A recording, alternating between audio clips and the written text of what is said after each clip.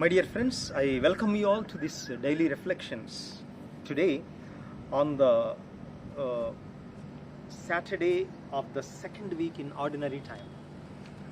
And the theme we are reflecting today is based on the first reading today, the best friendship in the Bible between David and Jonathan. When we look at friendship, we know friendship is the most beautiful thing in anybody's life. But we think we choose our friends. It is by our choice. But C.S. Lewis, in his book, The Four Loves, he says, friendship is God-given. It's not purely our choice. Imagine if we and our best friend, if we were to be few years different in age, if our houses are few more miles far from each other than they are now, and if we went to different schools and universities, we would not have been friends. That means friendship is God-given. And the best friendship that happened in the Bible is between David and Jonathan. First of all, when we compare David and Jonathan, David was a shepherd by profession and Jonathan was a princess. David knew only how to use the slingshot, but Jonathan knew how to use armor. David is from a little town, but Jonathan is from a palace. David is the youngest of his brothers, while Jonathan is the elder one and ready to succeed, inherit the kingdom of his father. Therefore, there are so many differences between Jonathan and David, but they became the best friends and the model of friendship in the Bible. Today, the first reading speaks about the death of Jonathan, the friend of David. When David heard that his friend Jonathan died, he mourned and he composed a mourning hymn dedicating to his friend Jonathan. And in this hymn, Jonathan, when David hears about the death of Jonathan, you know, David was fond of women, but when Jonathan died, David, today in the first reading, speaks to Jonathan. Your love to me was wonderful, passing the love of woman. Now he understands that friendship is the best of God's gifts. In the first book of Samuel, chapter 18, verses 1 to 5,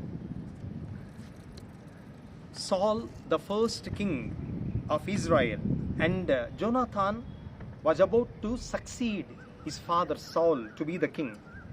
But then when David killed Goliath, everybody wanted David to be the king, and for which Jonathan was also very supportive. Jonathan did not think, it is I who should inherit my dad's kingdom. It is I who should become the king.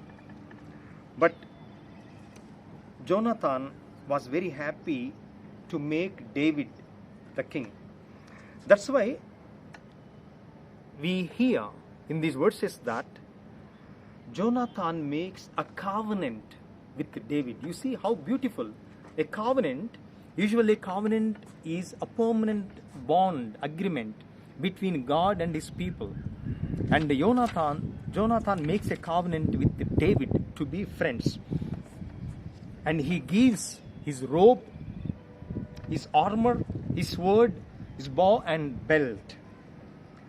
And when he knew that his father, Saul, was jealous of his friend David and he's trying to kill him, Jonathan realizes that they have to apart from each other. And that's why he says, go in peace. The Lord shall be between you and me, between my descendants and your descendants. So, Jonathan wants this friendship to continue forever. And that's why David also remembers his friend Jonathan when he becomes the king. In 2 Samuel chapter 9, David is now king, but he is not merely content and happy with himself. He remembers his best friend Jonathan, and he inquires, is there anybody in the descendants of Saul or Jonathan?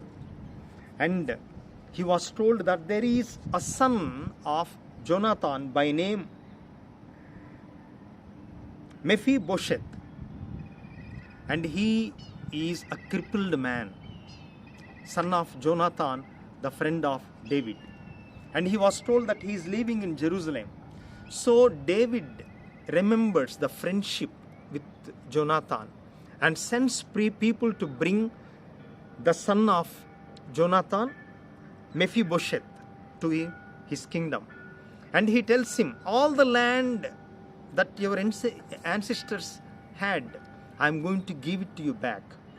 And from today, you will eat with me, sitting next to me in the kingdom. And that man was surprised, and he said, King, I am not even worthy because I am crippled.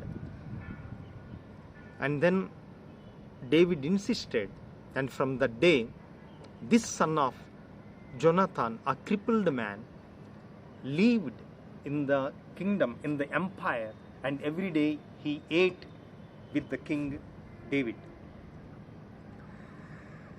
Therefore, both Jonathan and David stand as an example of the perfect friendship.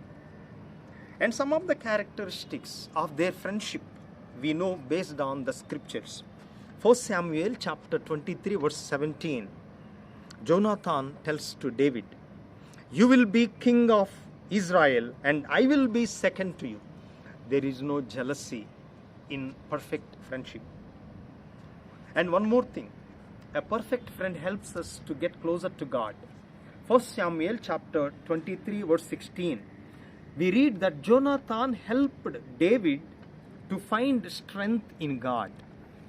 A friend is the one who helps us to find our strength in God. And another characteristic, 1 Samuel chapter 20 verses 32 and 33. Saul, the father of Jonathan, tried to kill both in different times. And Jonathan also was threatened, and he was warned to abandon the friendship with David. But Jonathan did not listen to his father. He continued his friendship forever.